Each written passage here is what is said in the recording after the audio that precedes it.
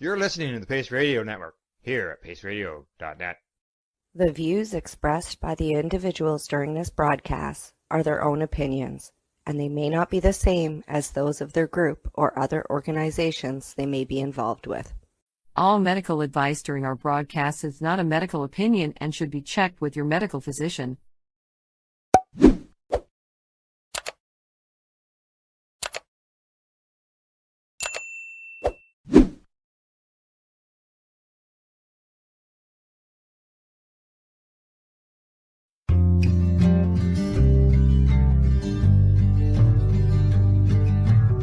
I want to talk about news, don't want the drama.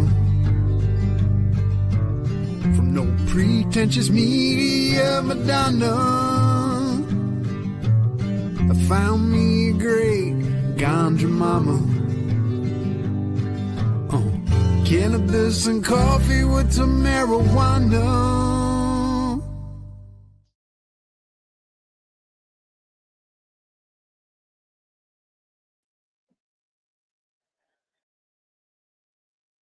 I don't know what I'm doing this morning. Oh my God. Good morning and welcome to Cannabis and Coffee with me. I don't know if me's even here yet today. I was having computer problems. I couldn't get this thing to load. Everything was not charged.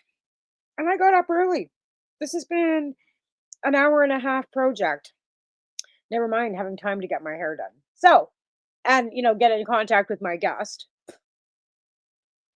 Anyways, I'm alive. And the show's alive and we're here. How, I don't know.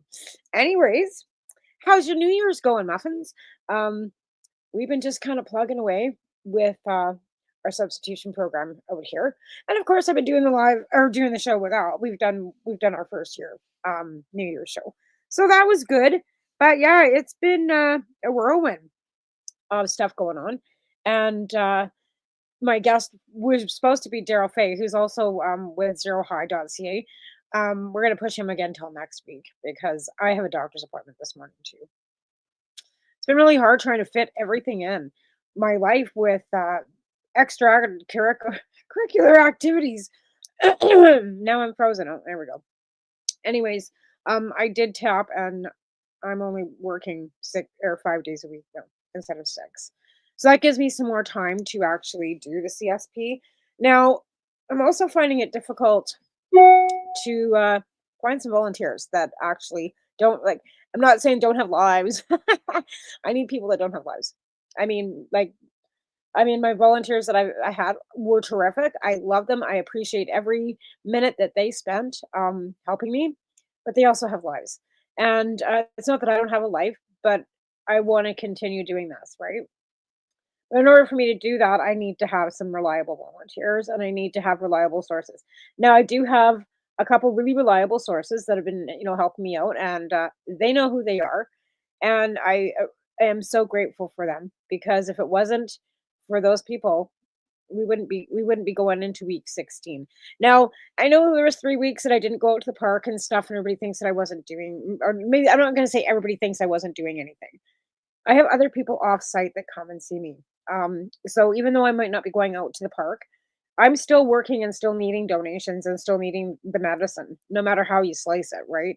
So I've got like probably up to 12 people off site now that I'm helping. I actually just lost one because she goes to wherever she has a place in the warmer part of the country or the out of the world, and she goes there.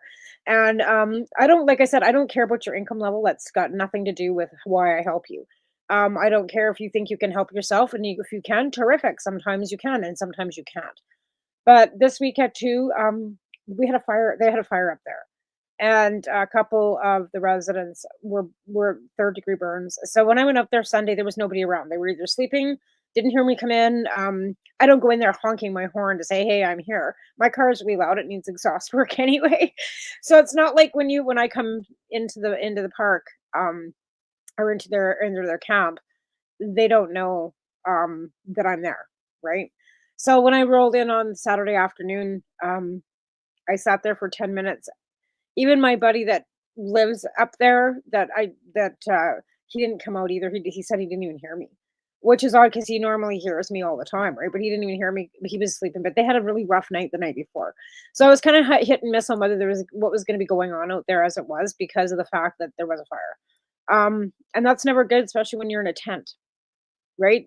Or in tarped areas with pallets and wood, and you got a fire, you got a wood stove, and it's just very dangerous. They're living very dangerous too. Like and I was watching the news the other night, and they had a anyway, I'll get into that after. But so last night, um it's not like I said Cranbrook Mall. I live across the street from one of the trap houses, so it's not like I'm worried that they don't know where I live. Anyways, the one I do trust, and he was able to get a ride, and they came down last night and picked up everything that I have. So my car is now cleaned out. Well, it's not completely cleaned out. I still have like some toiletries and some chocolates and some coffee. I always like there's always like some stuff left over, right? But it's never enough stuff to make it so that I can go out next week, right? Like it's always like 5 or 6 of this when I need 30 of everything, usually 30 or 40 of everything per week, right? And that's like helping offsite as well. And I'm also the one that's doing all the baking and all the candy making and all the fundraising and all the collecting and all the stuff, right? By myself.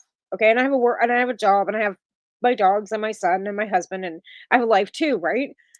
So this is tiring work. And I understand why some of the other, people are taking a break or deciding whether they're going to continue because this is hard work. Never mind the emotional attachments you get. Like I said I was going to keep this clinical, but I've got a couple of them that are off site that it's pretty hard to keep clinical when you're seeing them, you know, at their house, my house. Like I said, there's, I'm not like putting myself in any danger. These are not dangerous people. These are people that are just like you and I that have had some of them have had just a rough time. Some of them are, I think what breaks my heart the most is some of them are struggling with medical issues and they couldn't afford their medicine and somewhere to live. Or they lost their jobs because they got cancer. All right. And now these cancer patients are living in fucking tents. I have a really hard time with that. Really fun because and the thing of it is, they have addiction problems because of the cancer treatments, because of the medication they were given, and then they went into remission.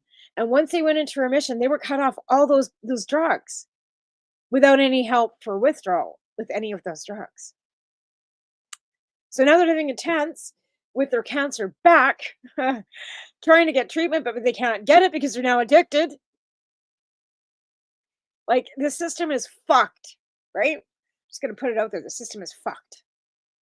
So don't get cancer and don't get addicted because if you do, they'll stop your cancer treatments and then you'll end up homeless. It's pretty much the message I get from the whole fucking shit show of this.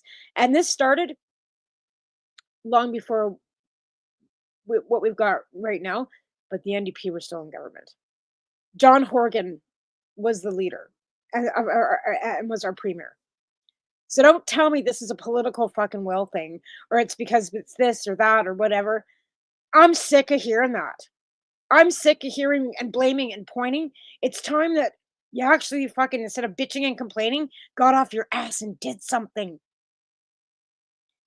Go fucking write a sign and stand in front of on the corner all by your fucking self. I did. Just saying. It can be done if you really instead of bitching on your fucking computer screens. Anyway, so CSP is continuing on. Like I'm good for this week because, of course, of my very very kind donors that I do have out there. I got a doctor's appointment at 10:40 this morning, which I wasn't really even thinking it was because it's so hard to get an appointment with my doctor, and this is a prescription refill, and I have to talk to her. Because the other doctors won't give me all my prescription refills because they don't know me. And it's kind of ridiculous. Yet it's in my file. I get it all the time. Like methotrexate's not a controlled substance, but they look at it like, oh, what's this? And what do you need this? And I'm fucking tired of explaining myself why. And then the Vyvanse too is always a big, what do you need? And then the It's like, dude, just fill the fucking prescriptions, right? Anyway. But yeah, so I like with when it comes to the CSP, we need help. We always need help. There's people that Chris needs help in Halifax too, always. But again, we are the ones that are baking, making, fundraising, doing all the work, and it's hard work. So I do need a couple helpers, and it's not like I didn't have a couple helpers. I did, but like I said, my one's he drives truck. He can never be sure when he's going to be around, right? The other one has kids that she's got to do, and the other one's got kids too. Like, and my kid is 15, and he will come out and help me, but Dad's not real keen on just me and him going out there, right? And even when I was talking to one of the fellow that came last night and picked up, I says, I kind of explained to him. I says, if I, my husband doesn't want me coming out there alone. He goes, I don't blame him. He goes, I know I'm out there. He goes, but you just never know. He goes, I can't control everybody. He goes, I'm not saying it goes because there's new people out there all the time. He goes, I don't blame him. He goes, you're little. He says, if you want to continue doing it, I'll just come and pick the stuff up, or we can meet somewhere if you don't have somebody to come with you. He goes, I don't mind doing that. And he's one of the ones with cancer. He's one of the ones that I make extra packages and stuff for, because I know that I mean, he's human. And I don't know. I don't ask a lot of questions, to be fair. Like, I kind of look at it, it's none of my business. I don't care what you do. I don't care. You need help? You need a little bit of this and that? I'm there. So I don't care. I don't ask, like I said, I don't ask questions. There's no strings attached. I, don't give them like ounces per person so they can go out and divert. And, it's a small amount. It's not like it's a couple grams. It's not, I have to keep it within the 30-gram limit, right? So we're keeping it at under 30. So I take 30 grams of everything. That way I'm under the limits too, right? Like, for legality, like, and when I'm getting it from my friends who are patients, and I'm making the butter myself, and I'm making the tinctures myself, and I'm, producing, getting whatever I need to make the RSO, and I'm making it myself and processing it myself and making all the candies and the baking all myself. How is that illegal and helping people? But again, I'm not taking any chances. I'm still staying within the legal limits. Like, and I'm not, handing out anything to anybody under the age of 19, because, and I know there's kids out there. Trust me, I see them on a daily. I see them every day. And you know how bad I want to hand them a joint and say, here, this is better for you than that. But I can't legally. It's okay for them to, go in and pick up whatever. And I don't know what the legalities are on that either with the safe supply. I don't know if they're caught, if they get charged either. Like, that would kind of be redundant. If you're not charging users as adults, would you be charging the kids as users? I don't know how that works. Anyways, I was super late coming in because this damn computer, actually because of me. It's not the damn computer. It's me, because I forgot. I haven't been on it for a while. So I hadn't plugged anything in. So my mouse was dead and the keyboard was dead. And then I'm fighting with that. And then it takes a while to get everything in. And yeah, and I got up early. I set my alarm. Out. I got up on time. And I didn't work late last night. That's why it's not like I worked till 9 o'clock last night and then I got to get up and do this. That's why I do this one on Monday, is because I only work till 3 o'clock on Sundays. So I am pacing myself. I'm trying to pace myself. I took a day off. I'm only going to work 5 days a week, which leaves me Friday to bake, so I can take stuff. I have to get out to the res and take some more stuff out there, because that's going fairly well. Like, I mean, I was able to do some bartering with them to help the CSP, and that's mainly what this is for, is to be able to barter with them so I can continue to keep this sustainable. Because like I said, I will pick bottles out of the ditch. But again, it's only me, right? Like, I need some help. I'm asking for help, and that's not something that Tamarijuana does easily, right? Anybody who knows me knows I don't ask for help very easily. I'm very, I'm very, very independent, very stubborn, very pig-headed. Grandpa used to have his bowl and china shop, so I don't know, but I do need some reliable volunteers. So that would be the one thing I'm looking for right now. This last week, I know Al and I went over some of the news and stuff that was going on with cannabis. There are some changes, I guess, happening when it comes to the retail end of things. We've lost 2 stores in town. The EK store that was across from the cottage or is gone now too. Or it was next to Hemp 2002, which is unfortunate. I used to go there on a regular. That was the store that I went to all the time. And then something was said by one of their staff members, and I just went, I ain't coming back here again. And I didn't. And now they're closed. I guess, $1,000 a month that I was spending there kind of hurt. Like I said, and it's the same with anything else. Like I won't phone and complain and, and try and get you fired from your job. I just will quit going there. And then months later, it took probably about a year, but 6 months, a year later, that business closes because that's how much money I spend at them. Sucks to be you. Just saying. And I'm not even going to mince my words about that. That and the essential oil shop. Oops, during COVID. Fucking come out and start spewing your fucking malicious fucking misinformation. And it was malicious misinformation. Like they all want to sit back and go, oh, well, mandates. How about the way you treated people and you still treat people that were vaccinated? We're shedding on you. Get away from me. I'm going to shed on you. Like, never once did any of us say that to you. But again, I digress. This is a cannabis show. But again, some of our cannabis community members act like that. The malicious hatred that I'm seeing, even on a post I seen of one of my my co-hosts post this week. A prior member of our network with her malicious, vile comments that he probably couldn't even see because he's got her blocked. But I saw them. And you watch her and you support her. And she's a vile, malicious, and she's out there saying vile, malicious things about other people in our community, and you all support her. I don't quite understand how people can be so malicious and vile, and then you still support them. In fact, you put a badge on it, and you fly her to Vancouver. It's fucking appalling. But again, I'll digress. Our community is supposed to be about peace and love, and it's not. Our community is vile. A lot of you are vile. I'm vile sometimes too. I'm not going to lie. But I'm also going to call you the fuck out. And I've done that on a number of occasions. And it's got me blocked by several people because I'm rude and I don't, including people that I actually admired. And then all of a sudden found out that they thought that I was too loud and too rude. Well, you know the old saying, as my friend Tracy said, well-behaved women never make history. Right? And we have to mention those names because the new people that are coming into this, industry don't acknowledge Michelle Rainey and Tracy Curley and Gail and all the people that came before them. They think that they are the number ones out there. They're doing all these fabulous things. It's been done by people like Michelle Rainey, Tracy Curley, Gail Quinn, people that you don't even mention their names anymore. And it's fucking appalling. I've never asked for recognition, nor do I fucking care about it. But those people stood for all things in our community. And you don't even mention their names anymore.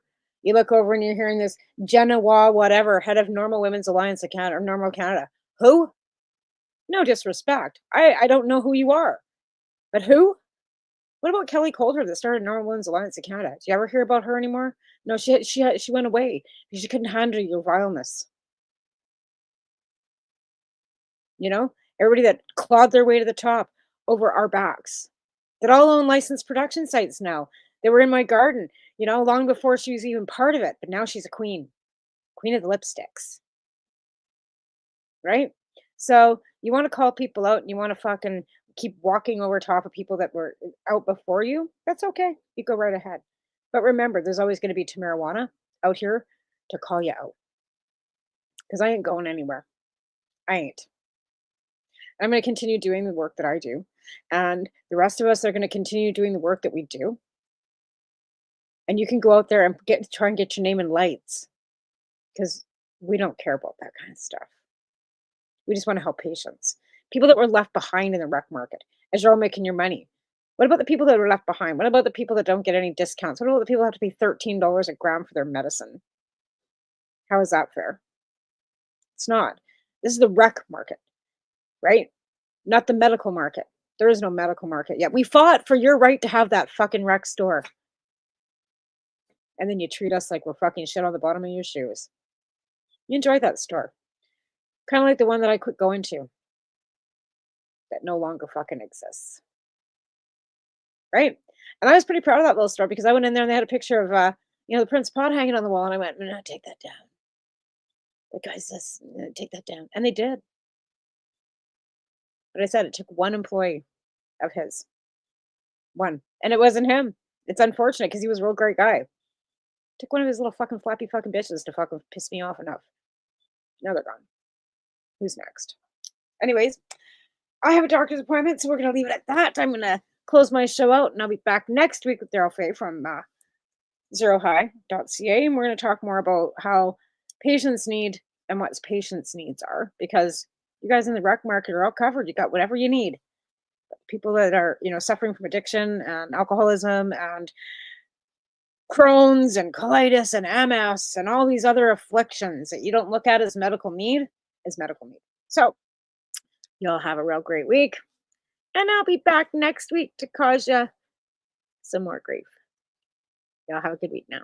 You're listening to the Pace Radio Network here at paceradio.net. The opinions of the individuals during this broadcast are their own, and may not be the opinions of their group or other organizations they may be involved with. All medical advice during our broadcast is not a medical opinion and should be checked with your medical physician. When you have a pain that's reached its peak, Legacy for 20 is so unique. If organic cannabis is what you seek, here's your trusted partner 7 days a week. Suppository salves, vapes and drops, topicals, edibles, infused pop. Just when life seems like it ain't easy, at Legacy 420 enjoy a pop freezy. Lab tested products make them the GOAT. Legacy 420 out on your road. Legacy 420 in Tyendinaga Mohawk territory. Indigenous organic cannabis at its finest. Enjoy the buzz of legalization with Campbellford Lifestyle Shop. From lights to plant nutrients, books, consumption accessories, and more. We've got all your basics to grow or consume cannabis. Visit our info center or take a look at our piercing services and body jewelry, now available in-store through Campbellford Lifestyle Shop. 17 Bridge Street West, Campbellford. Limestone City Hydroponics is Kingston, Ontario's hydroponics shop. Take your growing to the next level and create the optimal environment with a tent kit, or maximize your yield with an ebb and flow flood table kit. Either way, Limestone City Hydroponics has more sizes and options to fit your needs. For the power of the sun that adapts to your budget, then look no further, as they have professional grow lighting. They have indoor grow systems that are easy and cost effective, with many options to fit your living space and lifestyle. Cultivate your growing potential. We have everything you need to succeed. And if you can't make it to the store, they offer local delivery to the greater Kingston area. Remember, when you're looking for experts to help you grow, then look no further than the locally owned Limestone City Hydroponics, 105 Sunderland Drive in Kingston, Ontario. Call them at 613-548-0420. We are people advocating cannabis education here at paceradio.net.